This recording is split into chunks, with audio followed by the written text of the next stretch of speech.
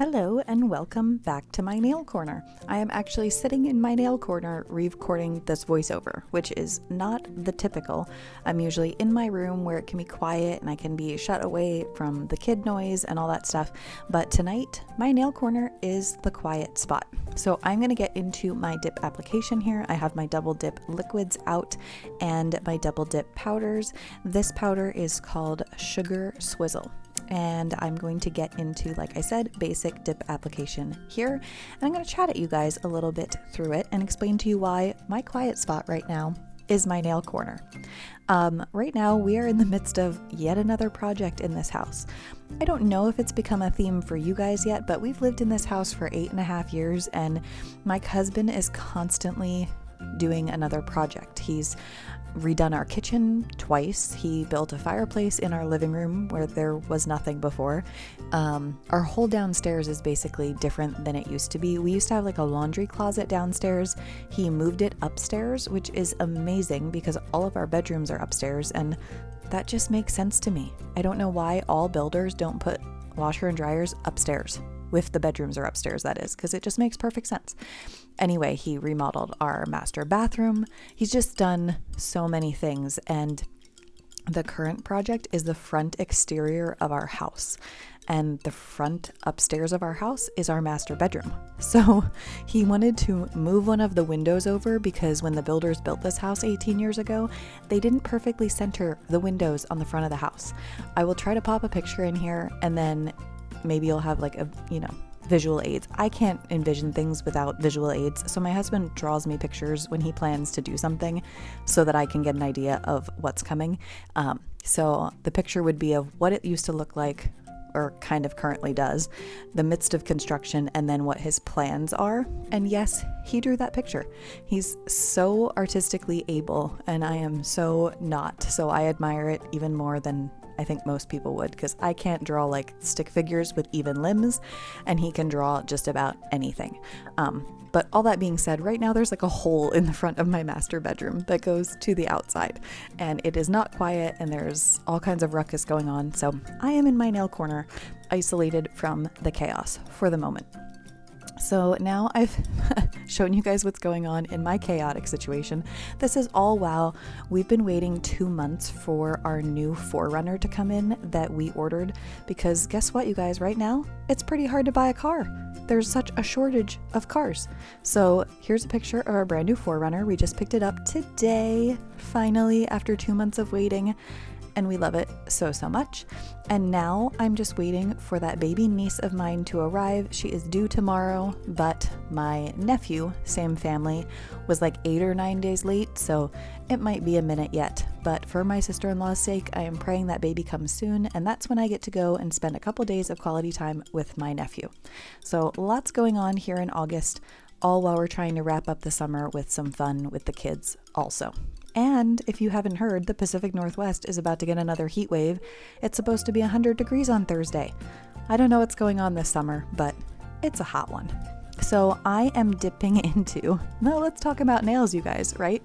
Okay, so Sugar Swizzle is a really nice, like white with like maybe a slight pink. It's kind of cream, a little bit cream with a beautiful little fine glitter and shimmer to it. That's on my middle nail.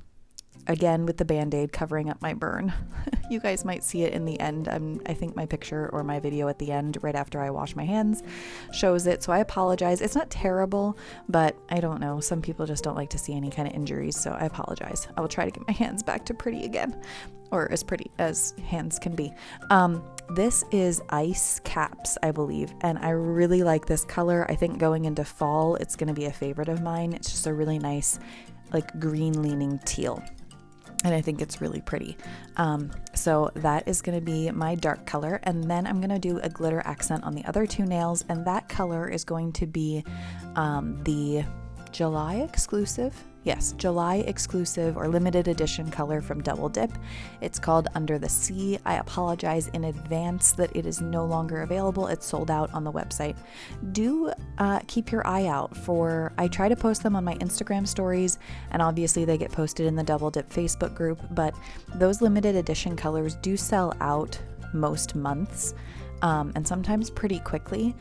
And they're pretty fun and unique glitters. And so if you see one that catches your eye, you're going to want to snag it pretty quickly. And I always feel bad sharing manis with colors that aren't available, but sometimes it just happens. So I apologize in advance, but it's a really pretty glitter. I'm going to put that on my other two nails. You will see my kind of standard MO for chunky glitter application. And that is going to be a pour over for the first layer, and then a laying my finger in flat for the second layer. And I do that to just kind of keep the nails with chunky glitter on them fairly thin, because I feel like if I lay my nail flat in the glitter twice, I'm going to pick up more chunky glitter, and that's going to make that nail just a little bit thicker than I like it. So by pouring over the first layer, you tend to get the finer glitters. They stick more, as you can see, and it gives you like a good nice base of those fine filler glitters. And then when you lay your finger into the powder or into the glitters for the second layer, you catch a lot more of those chunky glitters. So like I said, it gives you those fine glitters as like a background, and then those chunky glitters as like your bam highlight on the top layer. So anyway, I'm gonna let you guys watch that. I'm gonna do my clear cap, and then I'll file and buff off camera, and then I'm gonna come back and talk to you guys about transfer foils. And you're gonna see me do like a miss, and then you're gonna see me kind of get it right. So hang in there, and I'll be back in just a couple minutes.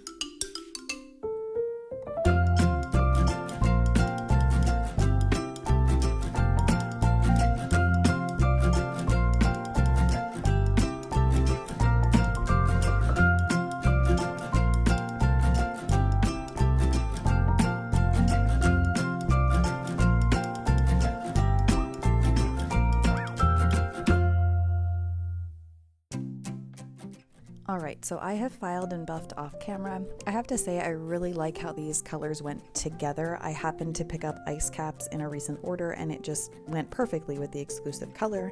Those transfer foils were from a recent Triple D Diva box, but some transfer foils are still available on the Triple D website, so feel free to check those out. It's always fun to go through the pack of foils, and it's always a surprise at like what's in there, and some just call my name, and this one just was like the perfect match. So I am using gel base right there. I saw a tutorial on this, I think on Instagram, and so this is how I went about it. So I put gel base down first. That gives you like a tacky layer for any other gel to stick to, so whether you're using gel top coat right over it, or in this case I am using the Sparkle & Co. Foil gel, I believe is what they call it, and it is specifically for transfer foils. So the tackiness of a gel base coat is not enough, so you need to use a foil gel. So you put that down, cure for 30 seconds, and then typically you're gonna cut like a bigger transfer foil, like usually bigger than your nail, and kind of press it on. I decided to do this a little differently because I wanted specifically that flower.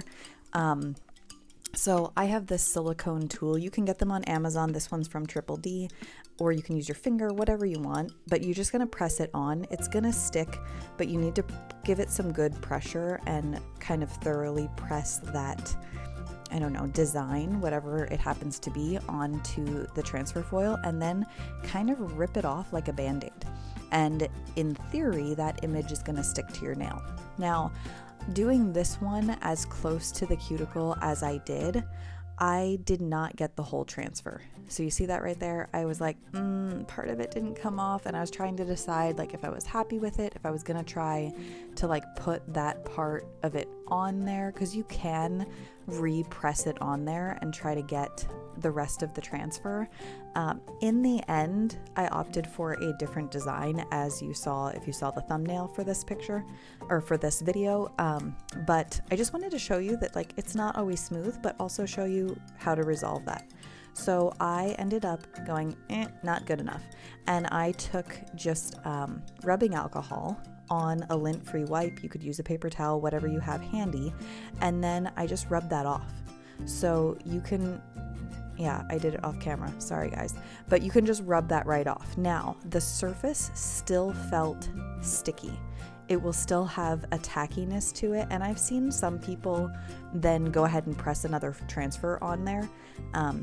I didn't feel secure enough that it was going to be sticky enough.